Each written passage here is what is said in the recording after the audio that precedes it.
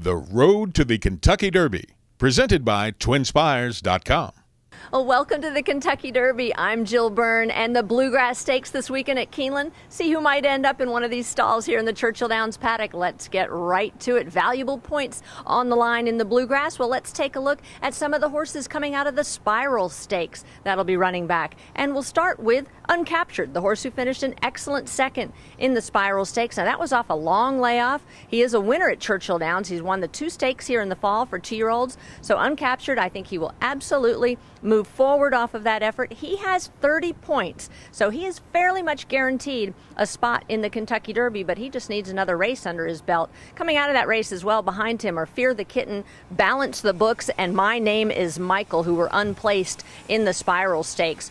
Well, let's get to another horse from the same stable as Uncaptured, and that is Dynamic Sky. He drew post 1 for the Bluegrass Stakes, second in the Sam F. Davis. I thought this was a very good effort for him.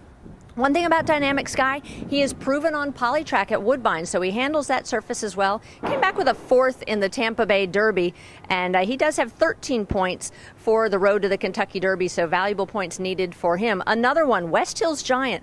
He could be the speed in this race. Second in the Gotham. Have to like this effort where he set the fractions that day, was run down late by Vijack. Now, Vijack, of course, came back to run a fantastic 3rd in the Wood Memorial. West Hill Giants has 20 points, and he also has a win on the turf course. Usually turf horses transfer their form over to synthetic. Well, speaking of turf horse, how about Rydillick? Here's a horse that won the Palm Beach Stakes, son of Medaglia d'Oro. If he can transfer his form from turf to Polytrack, a beautiful horse with a great stride and a very good turn of foot. A horse we already know is proven over at Keeneland. He was 3rd in the Breeders' Futurity. That's Java's War. He has 22 points, so he does need to pick up some points for the Kentucky Derby if he wants to run. He was 2nd last time out in the Tampa Bay Derby behind Verrazano again. So he's flattered by Verrazano's win last time out in the Wood Memorial. Java's War. He stumbled that day at the gate, came finishing strong for trainer Ken McPeak. A horse I like in here, though, is Palace Malice. Trainer Todd Pletcher running him right back off a rough trip last time out in the Louisiana Derby. He had nowhere to run, this son of Curlin. He only has 10 points. He has to run 2nd or win to make it to the Kentucky Derby.